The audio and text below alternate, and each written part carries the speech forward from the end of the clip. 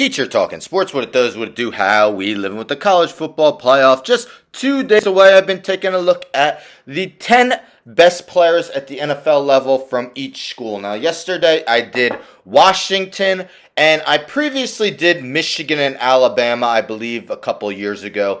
I'll share all three of those in the description. Today, we're going to look at the 10 best Texas Longhorns at the NFL level.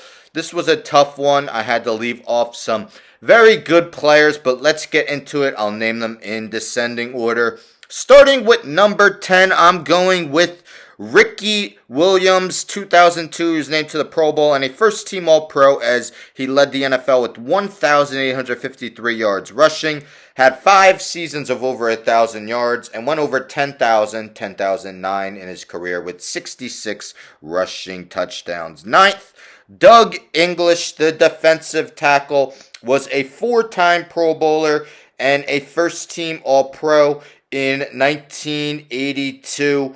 In 1983, he finished 13th in Defensive Player of the Year voting. A year he was totaled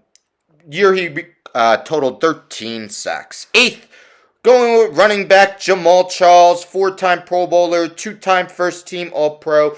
Charles has the NFL record, averaging 5.4 yards per carry for his career, rushed for 7,563 yards, adding 2,593 yards receiving, had 5 seasons of at least 1,000 yards rushing. Seventh, let's go with another former Chiefs running back.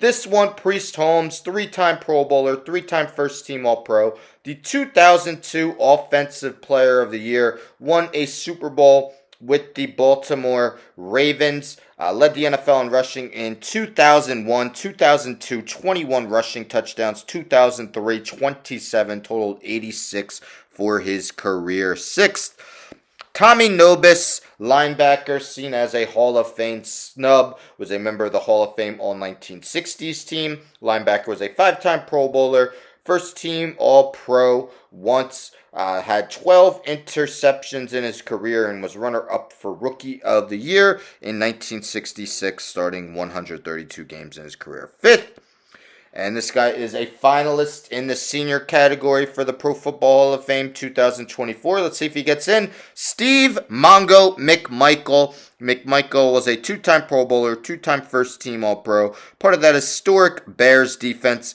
which won a Super Bowl. McMichael totaled 95 sacks in his career from the defensive tackle position, had 3 seasons with double-digit totals.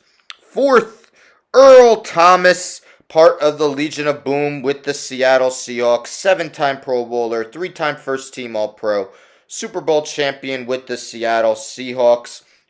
Thomas intercepted 30 passes in his career, had 2 seasons with over 90 tackles, was a hard hitter, and of course part of that historic defensive backfield of the Seattle Seahawks. Third, let's go further back, Bobby Dillon. Dillon was inducted in the Hall of Fame in 2020, long after his playing career ended in 1959.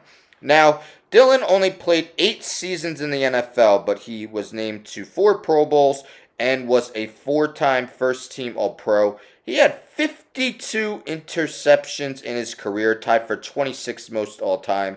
Pretty impressive, being that he played just 8 seasons. Second, one of the first star quarterbacks in the NFL, that is Bobby Lane, inducted to the Hall of Fame in 1967.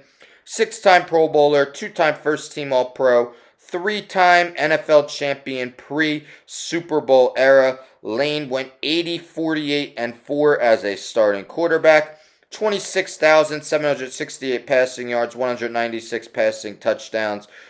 Twice led the league in passing yards and once in touchdowns. And first, legendary running back Earl Campbell, inducted to the Hall of Fame in 1991, was the 1979 MVP, won Offensive Player of the Year in each of his first 3 seasons in the NFL. All 3 of those seasons he led the NFL in rushing. Played 8 seasons in the NFL, 9,407 rushing yards, 74 rushing touchdowns, 81.8 rushing yards per game. So there you have it. My top 10 Texas Longhorns at the NFL level. Again, I left off some good players, some I really considered. Derek Johnson, longtime great linebacker for the Chiefs. Raymond Claiborne, Casey Hampton, Leonard Davis, Brian Arakpo, even kicker Justin Tucker probably had a case to be on here. But again, let me know in the comments if you agree, if you disagree. Who do you think were some of the best players at Texas at the NFL level? Looking forward to the college football playoff semifinals taking place on New Year's Day, and of course the finals taking place a week after that on January 8th. Anyhow, don't forget to subscribe. Tell a friend to tell a friend to tell a friend to subscribe. Like the video, share the video, hit the bell for notifications. I'm out.